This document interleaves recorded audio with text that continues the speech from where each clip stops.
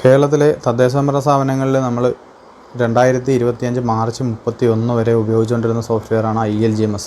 ഇപ്പോൾ ഗ്രാമപഞ്ചായത്തുകളിൽ നിലവിൽ ഉപയോഗിച്ചുകൊണ്ടിരുന്ന സോഫ്റ്റ്വെയർ ഇപ്പോൾ മാറി നമ്മൾ K-സ്മാർട്ട് എന്ന് പറയുന്ന പുതിയ സംവിധാനത്തിലേക്ക് പോവുകയാണ്. ഏപ്രിൽ 10 നമ്മുടെ ബഹുമാനപ്പെട്ട മുഖ്യമന്ത്രി തിരുവനന്തപുരത്ത് വെച്ച് K-സ്മാർട്ടിൻ്റെ ഉദ്ഘാടനം നടത്തുകയാണ്. നിലവിൽ 941 ഗ്രാമപഞ്ചായത്തുകളിലുള്ളതിൽ തിരുവനന്തപുരം ജില്ലയിലെ കരകുളം ഗ്രാമപഞ്ചായത്തിൽ മാത്രമാണ് നിലവിൽ K-സ്മാർട്ട് ഉള്ളത്. ഗ്രാമപഞ്ചായത്തുകളിൽ, മുനിസിപ്പാലിറ്റികളിലും കോർപ്പറേഷനുകളിലും എല്ലാം നിലവിൽ 2024 ജനുവരി 1 മുതൽ K-സ്മാർട്ട് സംവിധാനം ഉപയോഗിക്കുന്നുണ്ട്. അപ്പോൾ കേരളത്തിലെ എല്ലാ തദ്ദേശ സ്വയംഭരണ സ്ഥാപനങ്ങളിലേക്കും K-സ്മാർട്ട് വിന്യസിക്കുന്നതിൻ്റെ ഭാഗമായി 2025 ഏപ്രിൽ 10 നമ്മുടെ ബഹുമാനപ്പെട്ട മുഖ്യമന്ത്രി ഉദ്ഘാടനം ചെയ്യുന്നതോടുകൂടി K-സ്മാർട്ട് കേരളം ആകെ വ്യാപിക്കുകയാണ്. അപ്പോൾ നമ്മുടെ സാധാരണക്കാരുടെ ജീവിതത്തിൽ ഏറ്റവും കൂടുതൽ സേവനം നൽകുന്ന സർക്കാർ സ്ഥാപനങ്ങളാണ് നമ്മുടെ തദ്ദേശ സ്വയംഭരണ സ്ഥാപനങ്ങൾ. ഗ്രാമപഞ്ചായത്തുകളായിട്ടും മുനിസിപ്പാലിറ്റികളായിട്ടും കോർപ്പറേഷനുകളായിട്ടും എല്ലാം ഉള്ള നമ്മുടെ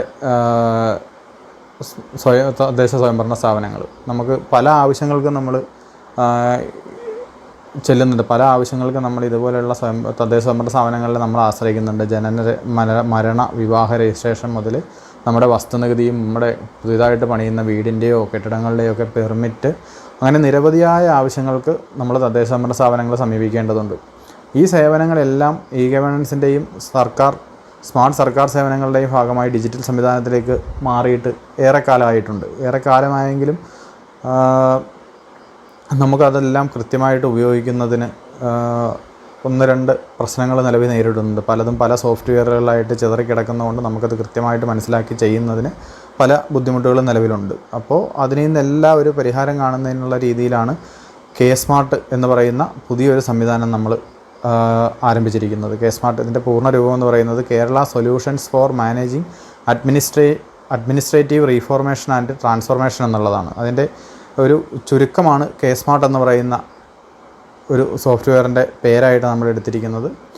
അപ്പോൾ നമ്മുടെ സംസ്ഥാനത്തെ ഗ്രാമപഞ്ചായത്തുകളിലും മുനിസിപ്പാലിറ്റികളിലും കോർപ്പറേഷനിലും അടക്കം തദ്ദേശ സ്വയംഭരണ സ്ഥാപനങ്ങളിൽ നിന്നുള്ള സേവനങ്ങൾ സമയബന്ധിതമായി നമുക്ക് ഓഫീസുകളിൽ പോകാതെ തന്നെ പൊതുജനങ്ങൾക്ക് പ്രയോജനപ്പെടുത്താനായിട്ട് നമ്മുടെ K-സ്മാർട്ടിലൂടെ സാധിക്കും. നമ്മളിപ്പോൾ കോവിഡ് പോലെയുള്ള സിറ്റുവേഷൻസ്, നമ്മുടെ പ്രളയം പോലെയുള്ള സിറ്റുവേഷൻസും, പ്രളയത്തിലൊന്നും നമുക്ക് അങ്ങനെ എല്ലാവരും ഓരോ ബുദ്ധിമുട്ടിലായിരുന്നെങ്കിലും കോവിഡ് പോലെയുള്ള സിറ്റുവേഷൻസിൽ നമുക്ക് ഓൺലൈനായിട്ട് തന്നെ പല സേവനങ്ങളും വീട്ടിലിരുന്ന് തന്നെ എടുക്കാനുള്ള ഓപ്ഷൻസ് കുറേയധികം ഉണ്ടായിരുന്നു. എങ്കിലും പോരായ്മ ഉള്ളത് കൂടി പരിഹരിക്കുന്നതിന് വേണ്ടിയിട്ടാണ് ഇതുപോലെയുള്ള K-സ്മാർട്ട് പോലെയുള്ള സോഫ്റ്റ്വെയറുകൾ.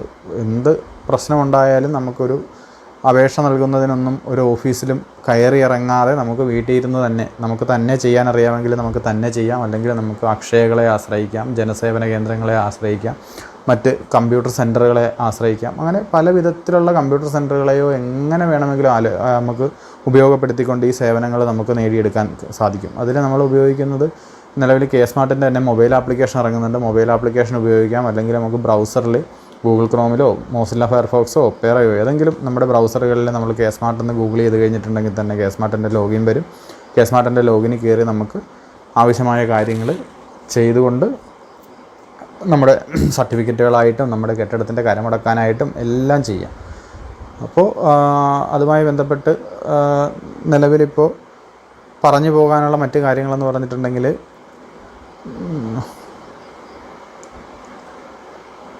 നമ്മൾ നിലവിൽ ഉപയോഗിച്ച് വരുന്ന പല സോഫ്റ്റ്വെയറുകളുണ്ട്. ഇപ്പോൾ നിലവിൽ ILGMS ഉള്ളപ്പോൾ തന്നെ നമ്മൾ ILGMSൻ്റെ സിറ്റിസൺ പോർട്ടൽ വഴിയാണ് നമ്മൾ അപേക്ഷയും കാര്യങ്ങളൊക്കെ ചെയ്തുകൊണ്ടിരുന്നത്. അത് ഒരു രീതിയിൽ നിൽക്കുന്നുണ്ട്.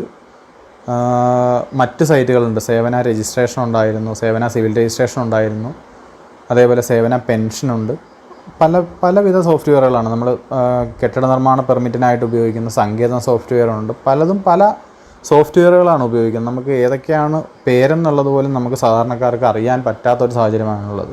പക്ഷേ നിലവിൽ K-സ്മാർട്ട് എന്ന് പറയുന്ന ഈ ഒരു സംവിധാനത്തിലേക്ക് നമ്മളാകുന്നതോടുകൂടി നിലവിൽ സർക്കാർ സംവിധാനത്തിൽ ഈ തദ്ദേശ സ്വയംഭരണ സ്ഥാപനങ്ങളിലേക്കുള്ള സേവനങ്ങളെല്ലാം നിലവിൽ ഇനി മുതൽ ലഭിക്കാൻ പോകുന്നത് ഈ ഒറ്റ പോർട്ടലിലൂടെ ആയിരിക്കും K-സ്മാർട്ട്. ഇതിലേക്ക് നിലവിൽ ഇപ്പോൾ ഉള്ള ഓപ്ഷൻസുകൾ കൂടാതെ നിരവധി സോഫ്റ്റ്വെയറുകൾ, സേവന പെൻഷൻ പോലെയുള്ള പെൻഷൻ കൊടുക്കുന്നത് പോലെയുള്ള സോഫ്റ്റ്വെയറുകൾ കൂടി ഈ K-സ്മാർട്ടിൻ്റെ ഭാഗമായിട്ട് ഇതിലേക്ക് ഇൻ്റഗ്രേറ്റ് ചെയ്യപ്പെടും. അതെല്ലാം ചെയ്ത് കഴിയുമ്പോൾ നമ്മൾ ഈ ഒരു സോഫ്റ്റ്വെയർ തന്നെയായിരിക്കാം ഭാവിയിലെ എല്ലാ പ്രവർത്തനങ്ങൾക്കായിട്ടും ഉപയോഗിക്കുന്നത്. അപ്പോൾ നമ്മളിപ്പോൾ അതിൻ്റെ ഉദ്ഘാടന സെഷൻ തൊട്ട് തന്നെ നമ്മൾ കാര്യങ്ങൾ മനസ്സിലാക്കി പഠിച്ചു പോവുകയാണ്. നമുക്ക് വിവാഹ രജിസ്ട്രേഷൻ ചെയ്യാനുണ്ട്, അതേപോലെ ബിൽഡിങ്ങിന് പെർമിറ്റ് എടുക്കാനുള്ള കാര്യങ്ങളുണ്ട്, നിരവധി ആവശ്യങ്ങളുണ്ട്. നമ്മുടെ മരണം രജിസ്റ്റർ ചെയ്യാനുണ്ട്, നമുക്ക്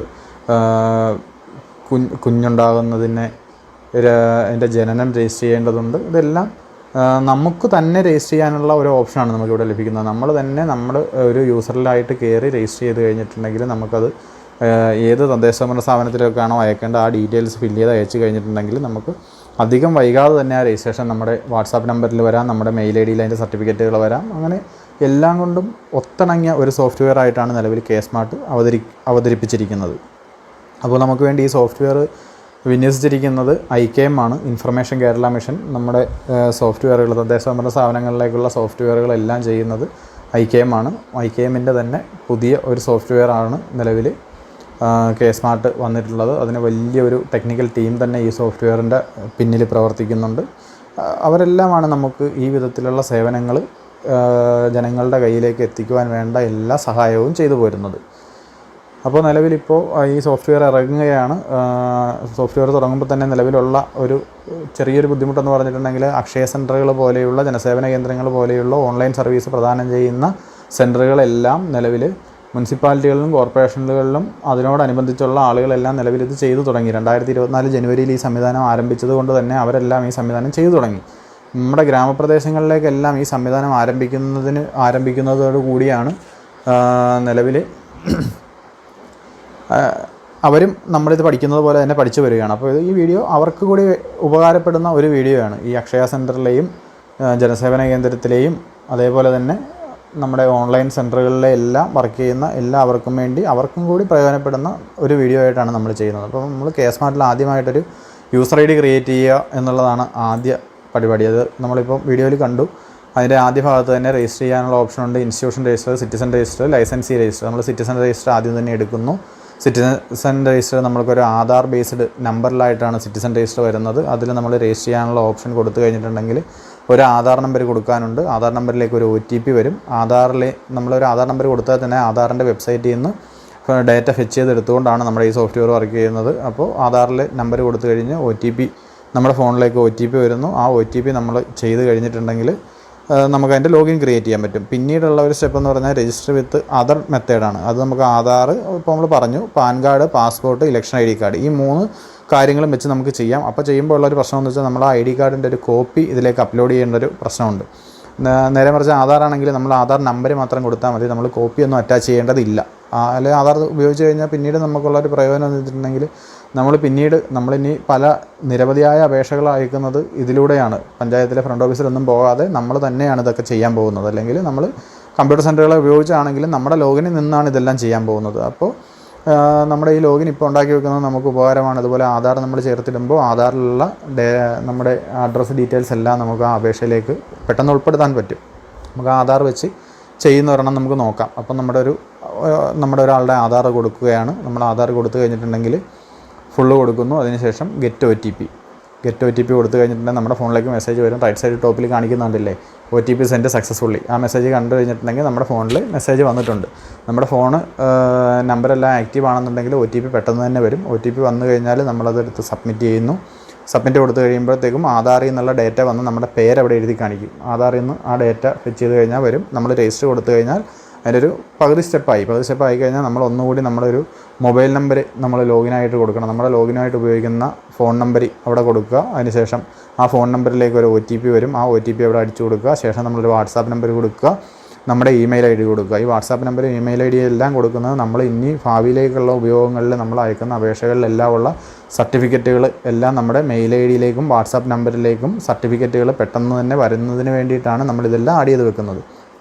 നമ്മളിപ്പോൾ ആദ്യം ചെയ്യുന്ന ഈ ഒരു സ്റ്റെപ്പ് 1-2 മിനിറ്റ് എടുത്താണ് ചെയ്യുന്നതെങ്കിൽ നമുക്കത് ഭാവിയിലേക്കുള്ള എല്ലാ അപേക്ഷകളിലും ഉപകാരപ്പെടുന്നൊരു കാര്യമാണ്. നമ്മളിപ്പോൾ അത് ആഡ് ചെയ്ത് കഴിഞ്ഞിട്ടുണ്ടെങ്കിൽ നമ്മുടെ പ്രൊഫൈൽ ഇതുപോലെ വരും. നമ്മുടെ പേര്, ആധാറിലുള്ള നമ്മുടെ ഫോട്ടോ, അതേപോലെയുള്ള മറ്റ് ഡീറ്റെയിൽസ് എല്ലാം അവിടെ കാണിക്കും. അത് കഴിഞ്ഞിട്ടുണ്ടെങ്കിൽ നമ്മൾ അപ്ലൈ എന്ന് പറയുന്ന മേളിൽ കണ്ടില്ലേ, മൈ ആപ്ലിക്കേഷൻസ് ഉണ്ട്, അപ്ലൈ ഉണ്ട്, പേയ്മെൻ്റ് ഉണ്ട്, മൈ ഡോക്യുമെൻറ്റ്സ് ഉണ്ട്. അതിനകത്ത് അപ്ലൈ എന്ന് പറയുന്ന ആ ഒരു സ്ക്രീനിലാണ് നമുക്ക് അയക്കാനുള്ള കാര്യങ്ങൾ എല്ലാം വരുന്നത്. നമുക്കതെടുത്ത് നോക്കാം. ഇത്രയും ഓപ്ഷൻസ് എല്ലാം അതിനകത്തുള്ളതാണ്. നമുക്കിനി അപ്ലൈ എടുത്ത് ഓരോന്ന് അയക്കാനുള്ള ഫയലുകളെക്കുറിച്ചും അപേക്ഷകളെക്കുറിച്ചുമൊക്കെ ജസ്റ്റ് ഒന്ന് നോക്കാം. ഇതാണ് നമുക്കൊരു ബിൽഡിംഗ് ലിങ്ക് ചെയ്ത് നമ്മുടെ കെട്ടിടം, നമുക്ക് സ്വന്തമായിട്ടുള്ള കെട്ടിടം നമുക്കിവിടെ ലിങ്ക് ചെയ്തിടാൻ പറ്റും. കേരളത്തിലെ ഏത് തദ്ദേശ സ്വയംഭരണ സ്ഥാപന പരിധിയിലുള്ള കെട്ടിടവും നമ്മുടെ സ്വന്തമായിട്ടുള്ളത് നമുക്ക് ഇതിലേക്ക് ഒരുമിച്ച് ലിങ്ക് ചെയ്തിടാൻ പറ്റും. ഇപ്പോൾ നമ്മുടെ ലോഗിനിൽ കയറി കഴിഞ്ഞാൽ നമുക്ക് ഒരുമിച്ച് അതിനുള്ള സർട്ടിഫിക്കറ്റുകൾ എടുക്കാം, ഒരുമിച്ച് കര അടക്കാം. നിരവധിയായ പ്രയോജനങ്ങളാണ് നമ്മളിങ്ങനെ ഒരുമിച്ച് ലിങ്ക് ചെയ്തിടുന്നതുകൊണ്ട് പ്രയോജനം കിട്ടുന്നത്. ഇപ്പോൾ ഉള്ളത് ഇതൊക്കെയാണ് അപ്ലൈ ചെയ്യാനുള്ളത്. സിവിൽ രജിസ്ട്രേഷൻ ഉണ്ട്, പ്രോപ്പർട്ടി ടാക്സ് ഉണ്ട്, പ്രൊഫഷണൽ ടാക്സ് ഉണ്ട്, ബിൽഡിംഗ് പെർമിഷൻസ് ഉണ്ട്, പബ്ലിക് ഇവൻസ് ഉണ്ട്. നമുക്ക് പരാതികളോ അപേക്ഷകളൊക്കെ കൊടുക്കാനുള്ള